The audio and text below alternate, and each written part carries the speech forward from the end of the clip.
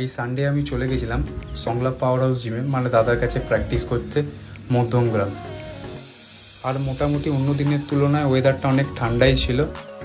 ভেবেছিলাম কি হচ্ছে লেগসের ওয়ার্কআউট করব, বাট লেগসের ওয়ার্কআউট করা হয়নি। গোপালদা বললো যে চল অভিজিৎ শোল্ডার মারবো। আমি বললাম ঠিক আছে চলো, আমিও রেডি আছি। শোল্ডার প্রেস দিয়ে শুরু করলাম, আর আস্তে আস্তে নিজেকে আবার তৈরি করতে হবে। অনেক মাসেল মাস ঝরে গেছে, ঠিকঠাক করে ডায়েটও আমার হয় না এই কিছু মাস ধরে।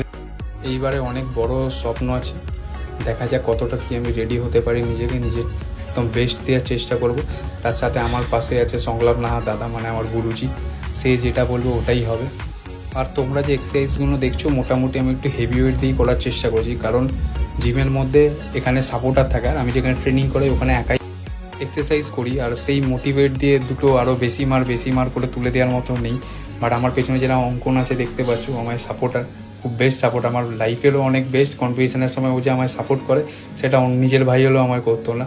ও আছে, রোহিত আছে, আরও কিছু ছেলে আছে। আর একটা কথা হচ্ছে, আমাকে অনেকেই বলে যে ভাই বাংলায় ভিডিও করলে হচ্ছে সেরম ভিউয়ার্স পাওয়া যায় না, সেরম কেউ হয়তো দেখে না।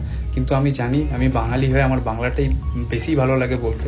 তো আমার বাঙালি ভিউয়ার্সরা থাকলেই আমি অনেক এগিয়ে যেতে পারবো। সবাই যদি তোমরা আমায় এক এক করে সাপোর্ট করো, আমার কোনো চাপই হবে না আগে এগিয়ে যাওয়ার জন্য। আর আমি জানি আমার প্রত্যেকজন ফেসবুকের বন্ধুরা আমায় খুব সাপোর্ট করবে, আমার ওয়েস্ট বেঙ্গলের সবাই আমায় খুব সাপোর্ট করবে, বেশি করে বাঙালিরাও। আর আমি যত সাপোর্ট পাবো তত ভালো ভালো কন্টেন্ট নিয়ে আসবো। এরপর আমি নিজেও যখন রেডি হব, ডেলি ভিডিও বানানোর চেষ্টা করব। আর আমি জানি তোমরা সবাই খুব ইন্টারেস্টেড এটা দেখার জন্য। যাক, এইটুকুই বলার ছিল।